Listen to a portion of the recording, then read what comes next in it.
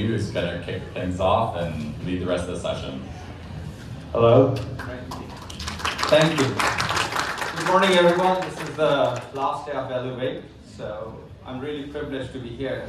But first of all, I'm Rajiv. I'm one of the member companies.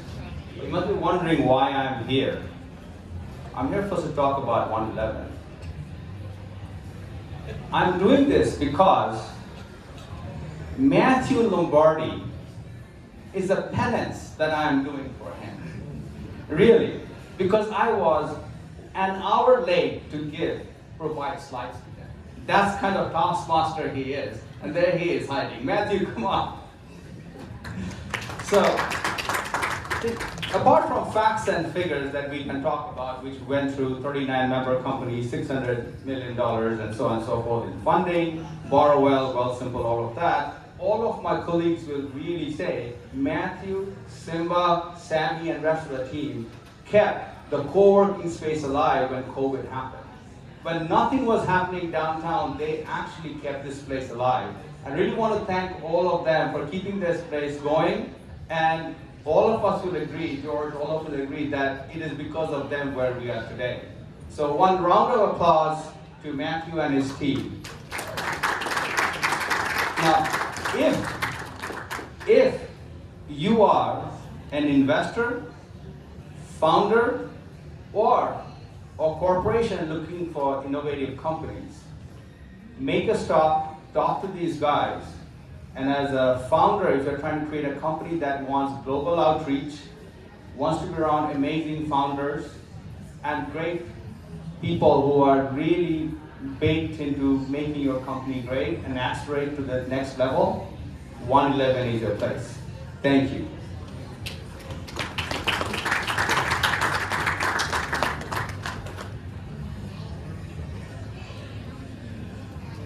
Shall I change my costume because Elevate is after TIFF? It's a little bit fitting, I should, but I'll carry on with my speech. So again, now I'm the co-founder of TRIYO, not as a 111 member company. By the way, these slides look different to what we had originally designed, and that's why I'm not an investment banker or a consultant. So TRIYO started this way. I'm surrounded by my overpaid investment banker friends who always take me out to amazing lunches and dinners.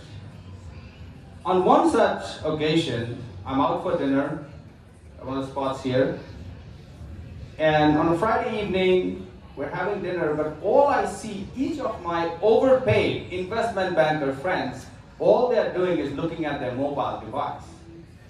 Like, why are you looking at your mobile device? Why can't you enjoy this wonderful meal? Oh, I have this deal that has come in, and I want to make sure my associates and analysts are actually doing their stuff.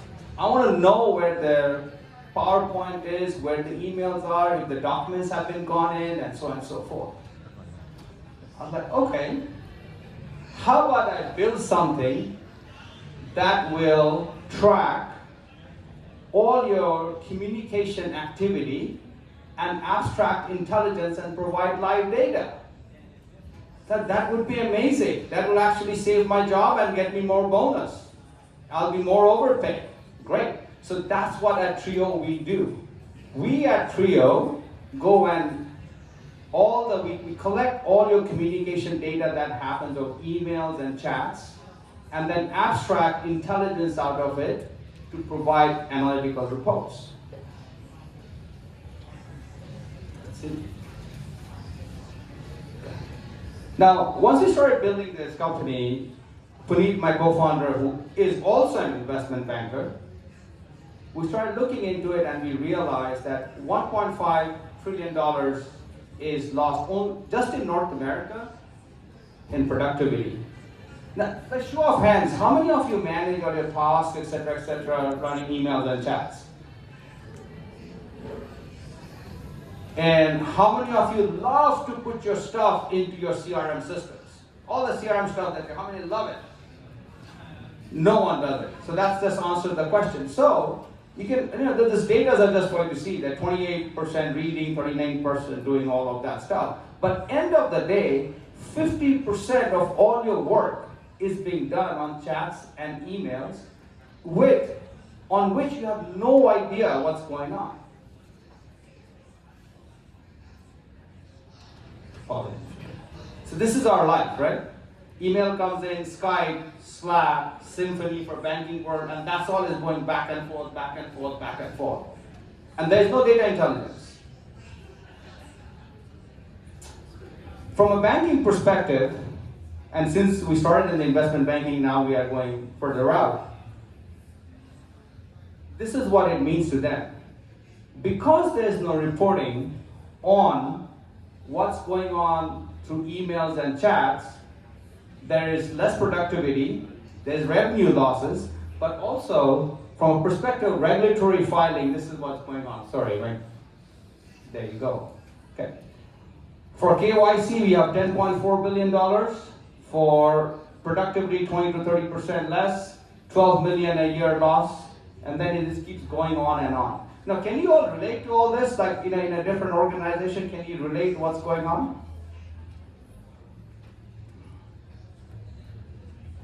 How many bankers here? Let me ask that question. How many bankers? Don't feel shy. just because I said overpaid bankers, it's okay. So, this is our solution. The solution is our APIs will latch onto all your productivity tools, which would be your emails, your MS Teams, and then it will be PowerPoint, Excel, and then Word document, and then it'll collect all the data that you're doing contextually, not every data. We're not policing. We're only collecting the data contextual to a deal or to a regulatory filing. We'll collect all the communication information and provide information such as what's the resource utilization, who all are working on it, how much time are they spending. We'll provide you with process discovery, because imagine all this work is happening on email, so you don't know what the process is going on. So we'll provide you with process discovery. And then last, you can connect all this and also calculate profitability across the organization. Does it work? We really got to press the top right here. Thank you. I pressed it extra hard. Not Tesla, soft touch.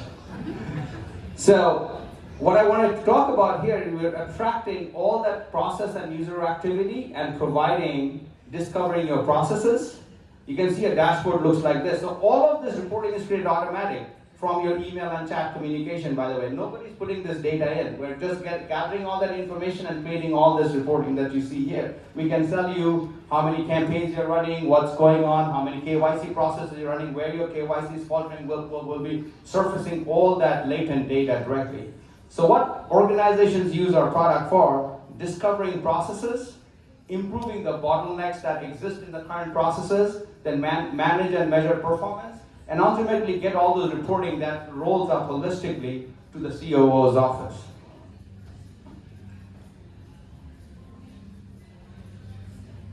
So these are some of the industry use cases that we have. We started with, right now, across.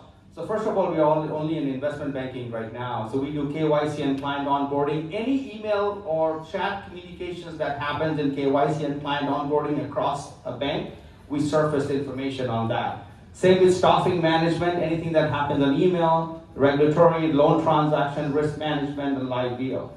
But the interesting thing, what I'm super excited to present here, and I wanted to highlight that we started this year in January with 199 users. But this is like mother of all enterprise, by the way, because we sell to investment banks only right now. This is not a B2C product, so it's a very high price point product. But in April, we shot up to 4,500 subscribers. And now, based on the growth that we are seeing across all the major banks, we're looking at 13,000 users. Now, those 13,000 users actually result in over $1 million US in ARR, just so that you know. That's where we are headed to. So super exciting time for us. I'm really excited to let you all know. So this is our team.